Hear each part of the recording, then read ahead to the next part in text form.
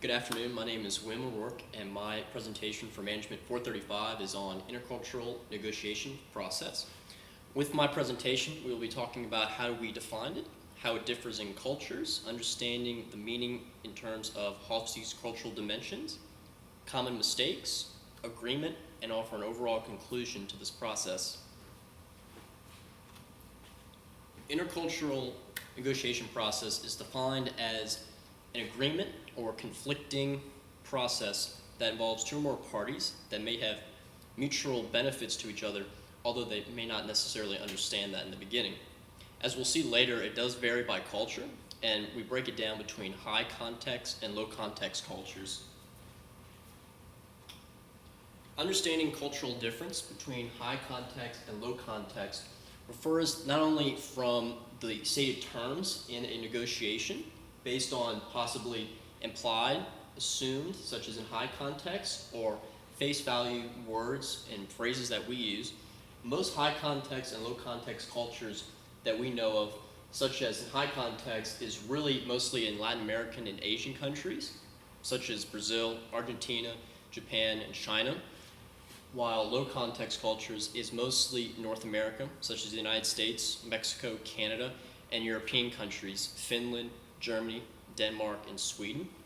The greatest problem with these two cultures is understanding that there's a breakdown between each. High context culture really refers to a breakdown in a shared understanding, while low context culture really refers to a resentful or even blunt-like response and expressions between two parties.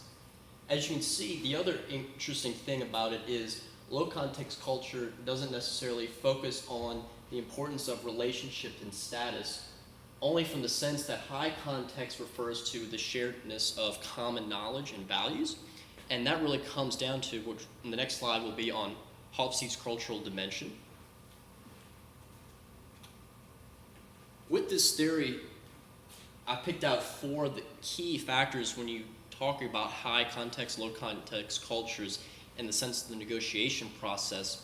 For each of these factors, individualism and collectivism refers to the needs and goals of either the individual or society as a whole.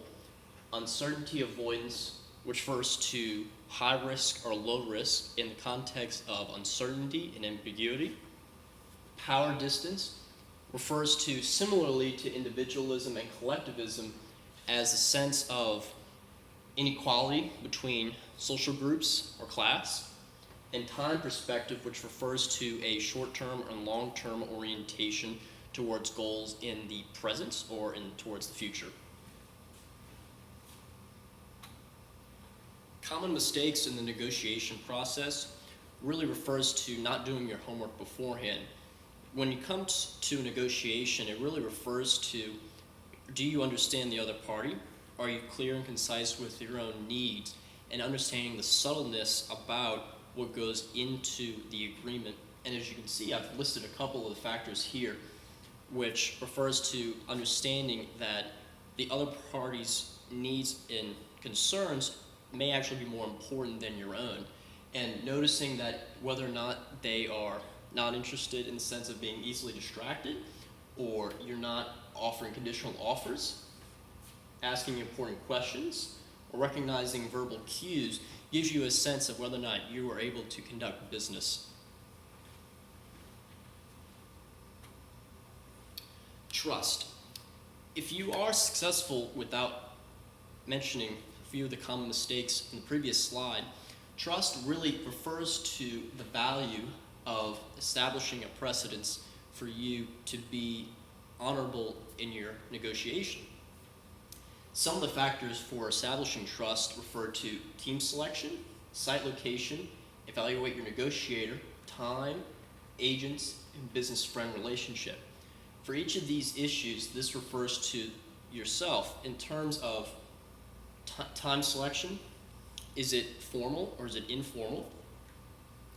Is it a long-term or short-term orientation? Evaluate the negotiator. What is important to them? What is their social class? What needs and concerns are they referring to? Site location. Similar to time, is it formal or informal? is it actually not in the sense of outside a meeting atmosphere that you will actually be able to conduct your final decision? Team selection, who's on your group, what is their responsibilities, what are they going to do in number? Intermediaries and agents, who are the outside parties, if there are any involved? And business friend relationship, how does the other party see you in the sense of trust, in the sense of being valued as just a business acquaintance, or a dear friend relationship will give you a sense of how business may be conducted.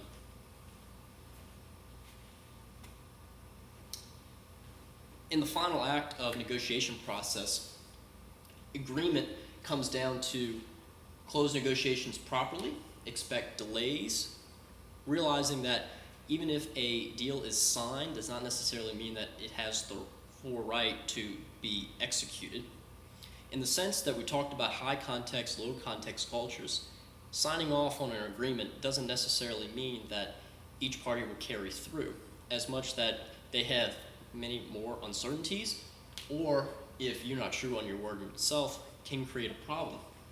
For this slide, I mentioned the Lewis model, which talks on the sense of each of the cultures and countries that have either a reactive, multi-active, or linear active reactions to finalizing deals, give you a sense of whether or not they are warm and amicable to your deals or cool and reserved to your deals, can give you a sense of what you're getting into. In conclusion, for negotiation process, it's important to know that not every deal will be closed.